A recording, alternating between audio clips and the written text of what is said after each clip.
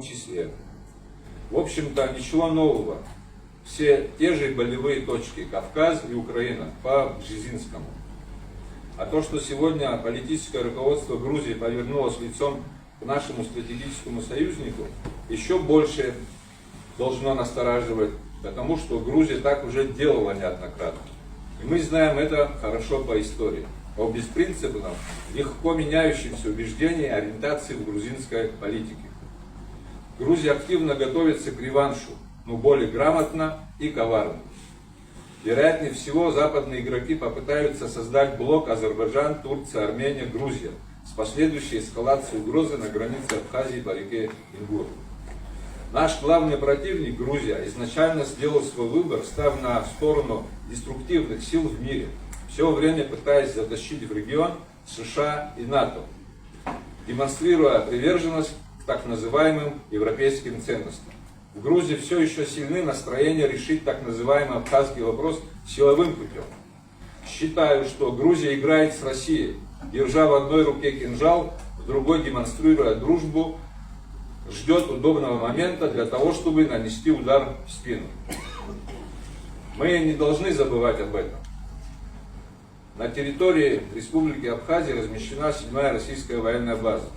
У нас есть соглашение между Республикой Абхазия и Российской Федерацией об объединенной группировке войск Вооруженных сил Республики Абхазия и Вооруженных сил Российской Федерации, которая стала логическим продолжением договора о дружбе, сотрудничестве и взаимной помощи между Республикой Абхазия и Российской Федерацией 2008 года и договора между Республикой Абхазия и Российской Федерацией о союзничестве и стратегическом партнерстве, которые ранее закрепляли формирование общего пространства обороны и безопасности наших государств. Это важный фактор безопасности нашего государства.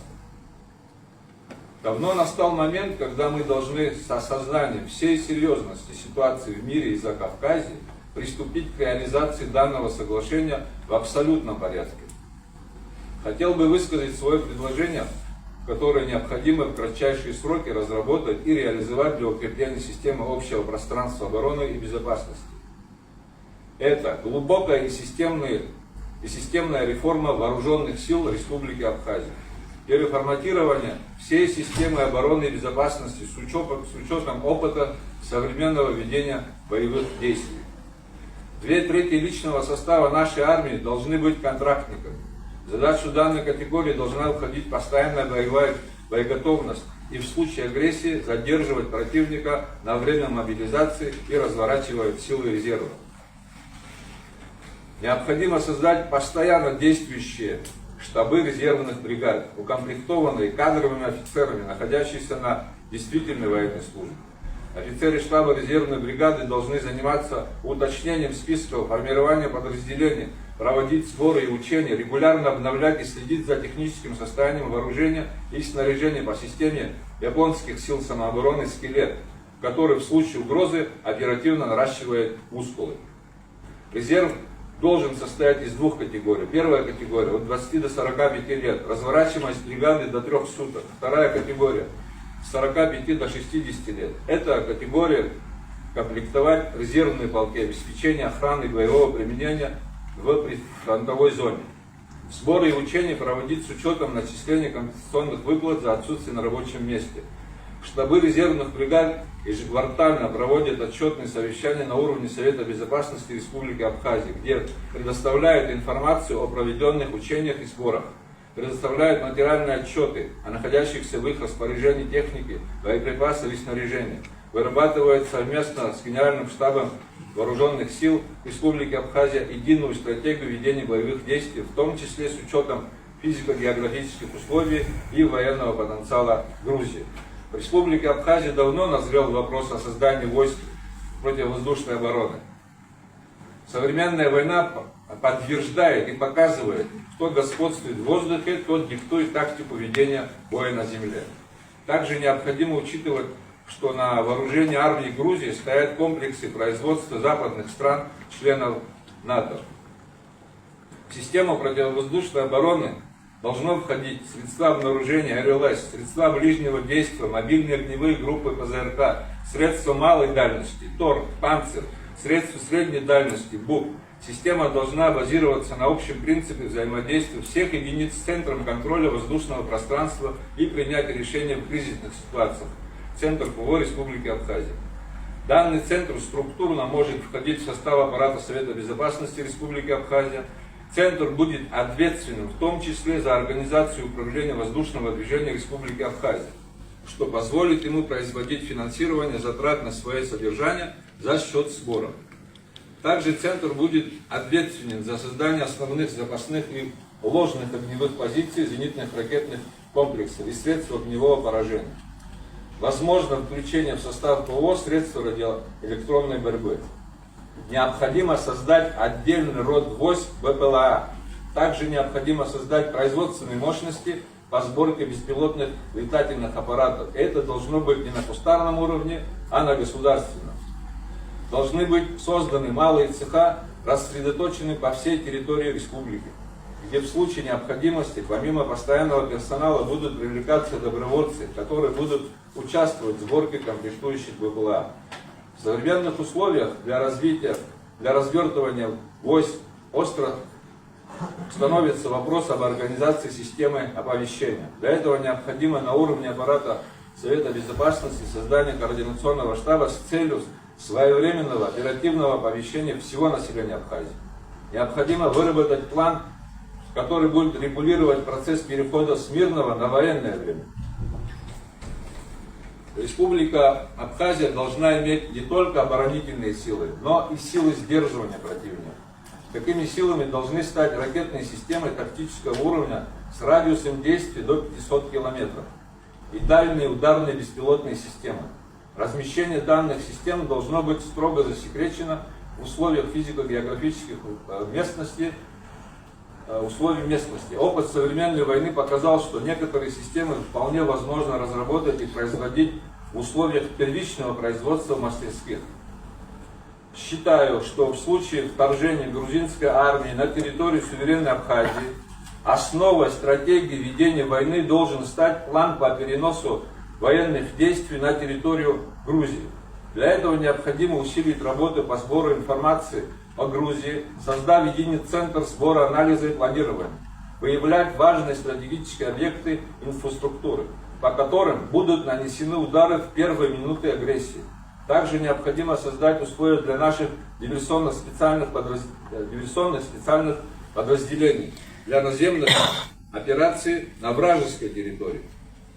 В общем, создавать зоны сплошного поражения, не позволяющие врагу сосредоточиться на полномасштабной агрессии против Абхазии. Необходимы поправки в закон о срочной службе. Это прежде всего введение понятия об альтернативной службе и ужесточение мер гражданам, уклоняющихся от прохождения обязательной срочной службы. Срок прохождения срочной службы необходимо пересмотреть. Это связано с необходимостью прохождения обучения срочников, подготовки по военно-учетной специальности. Военное оборудование и снаряжение стало более наукоемким, в связи с чем требуется больше времени для его изучения и освоения. Альтернативная служба будет предусматривать прохождение службы в гражданских организациях, которые остро испытывают дефицит кадров, например, коммунальное хозяйство, больницы и другие социальные направления. Нам необходимо изучить и внедрить опыт Швейцарии в использовании горных туннелей для создания бомбоубежищ, складов, боеприпасов, хранилищ топлива и взрывоопасных элементов. Данные туннели в мирное время должны быть закреплены за полками резерва, которые будут осуществлять охрану и поддерживать техническое состояние данных объектов.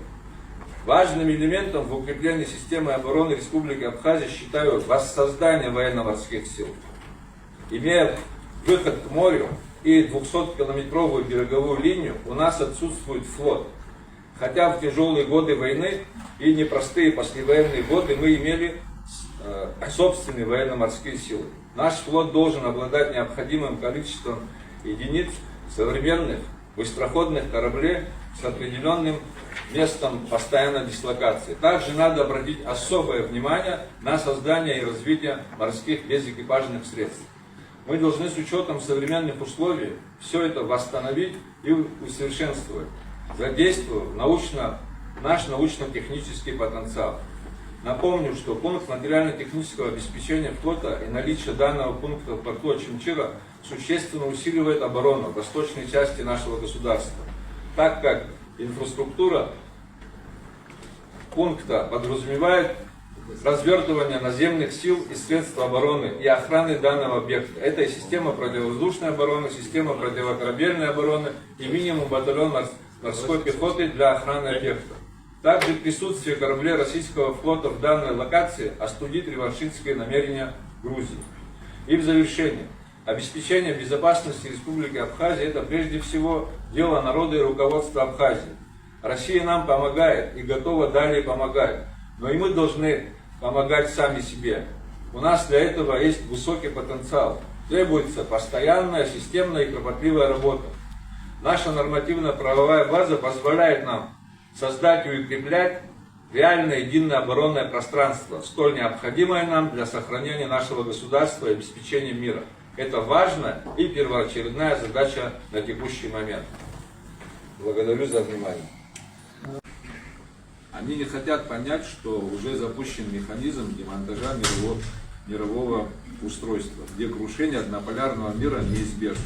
Большинство людей в мире осознали пагубность идеи глобализации и однополярного мира, потому что эта идея ведет к обезличиванию личности, к потере этнической, религиозной и культурной идентичности с целью создания безвольного общества рабов.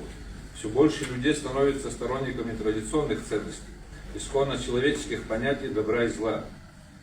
В авангарде борьбы за традиционные устои, за сохранение исконно человеческих ценностей выступает Россия, являясь государством, объединяющим вокруг себя все здоровые силы в нашем мире.